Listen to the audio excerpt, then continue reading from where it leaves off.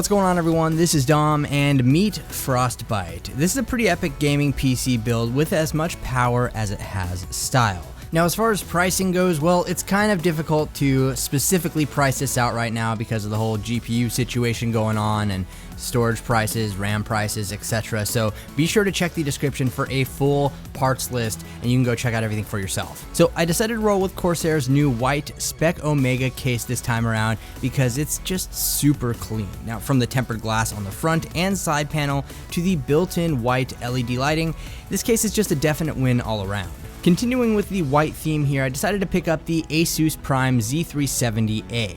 Now, white not only complements the build colors, but this is also a great choice for the Intel 8700K packed inside.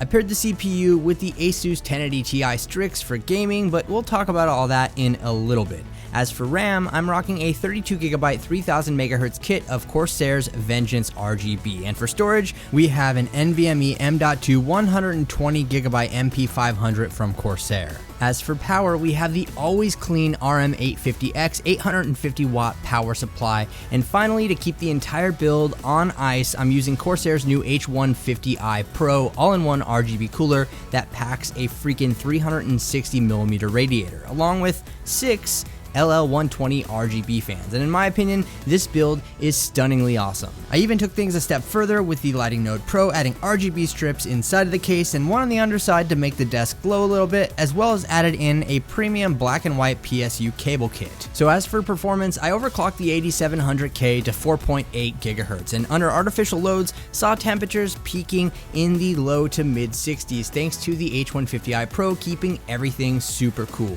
Jumping into Geekbench here, we have a single core score of 6,199 and a multi-core score of 27,968. In Cinebench, we got a CB score of 1545 as well, and moving over to Firestrike, we have a score of 24,211, while TimeSpy came in with a score of 9,984. As far as gaming goes, with the settings on Ultra for testing and the ultra-wide resolution of 3840 by 1600, Grand Theft Auto 5 had frame rates around 180 to 190 FPS, Rise of the Tomb Raider was sitting pretty at 80 to 90 FPS, and in Call of Duty Advanced Warfare, we had around 120 frames per second. Overall, it's not really surprising in terms of the actual gaming capabilities with this PC because mostly this build was about aesthetics over power, and when you're packing in some of the top tier parts from each category, you're going to be able to game, that's not a question. I've also been testing out Corsair's new K63 wireless keyboard as well as the Dark Core RGB SE wireless mouse,